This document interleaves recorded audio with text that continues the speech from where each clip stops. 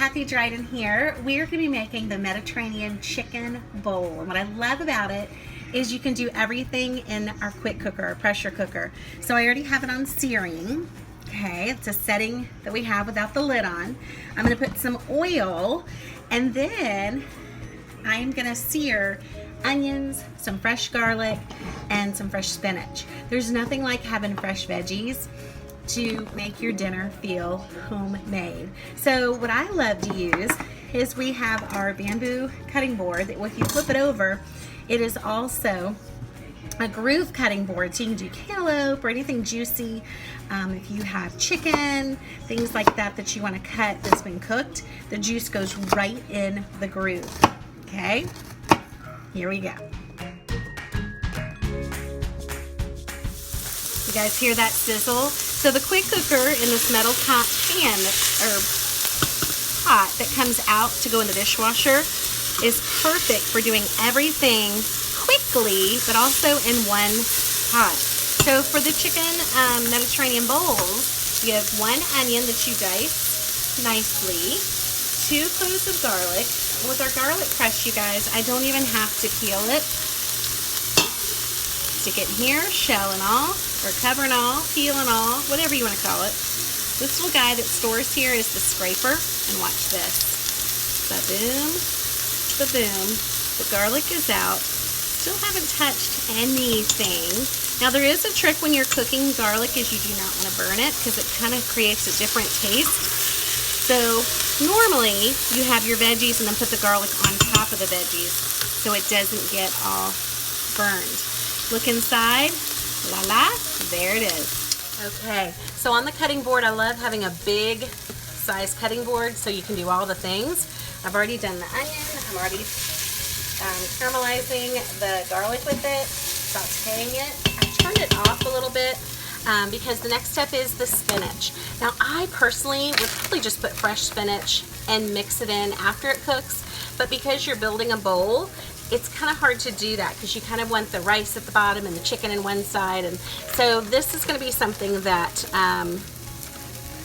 you can do very easily and just chop it. If you have our food chopper, you could totally rock that out. I am in the mood to not have a lot of dirty dishes, so I'm going to go old school and just chop this nice and shredded feel, but it's okay if it's chunky too, because you guys know spinach, it will totally wilt down and you won't even know it's in there. Now there's another trick of getting some other things put into your dishes without anyone knowing.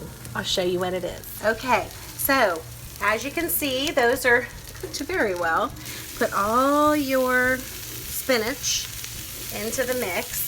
Then I'm going to stir this all together, kind of to let it wilt down just a teeny bit. But we're going to be cooking the chicken with it too, so it's going to cook that way as well. Now, the chicken I have is half frozen, you guys. I normally have everything in the fridge ready to go, thawing out for the week. This week, didn't make it. So here's the next step. Doesn't that look good? You guys, the help. Remember I told you there was a secret of what you can add? The secret is you can add either a pea protein or a kale and fiber. We're supposed to have 5 servings of veggies and fruits during our day. We don't always get it. So this is a great way just to add. The neat thing is it doesn't change any flavor. This kale and fiber will change the color. So this is a perfect dish to throw this bad boy in there. Adding extra fiber to your meal and nobody will be the wiser because it's already green. Now I have done this in eggs before where it is green eggs and ham, but it's okay because it's kind of a fun way to jazz it up as well. See? La la! When it's all done and said and done, nobody will ever know. Okay, another tool you guys are going to need are long, large chef tongs because the top tip of them are silicone and you can get down into your pressure cooker without any problems because they are nice and long. So this chicken was frozen, so I put it in the microwave to de-thaw it just a teeny bit because I didn't want all that water in there. Normally I will stick frozen chicken in here and not think about it if it's cooking by itself. But with the bowls, I didn't want too much liquid in there. It's a little bit still cold. this bad boy got cooked a little bit along the way. So here's why I like these tongs, you guys. I'm going to season both sides of the chicken with our Greek rub. Love this stuff for any kind of Mediterranean lemon Greek feel. Wouldn't it be funny if I would take the lid off? I'll be right back.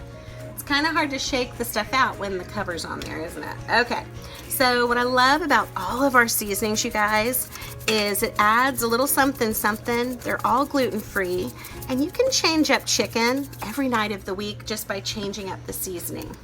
I have some favorites, and I'm sure you do too. Greek is totally one of my favorites for grilled chicken as well, because it almost turns your chicken like a golden yellow look when you grill it in our grill pan.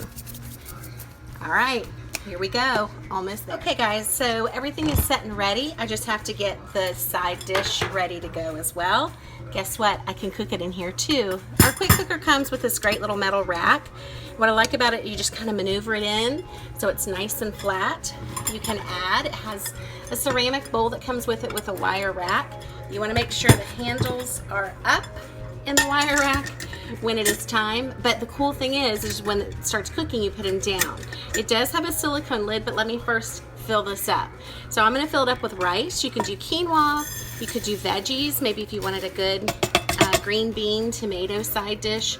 We're going to do a salad with this, so I got my veggies in with the chicken, plus I'm going to do on the top of this bowls a side dish. So that was 1.5 cups of rice, which is going to be combined with 1.5 cups of chicken broth.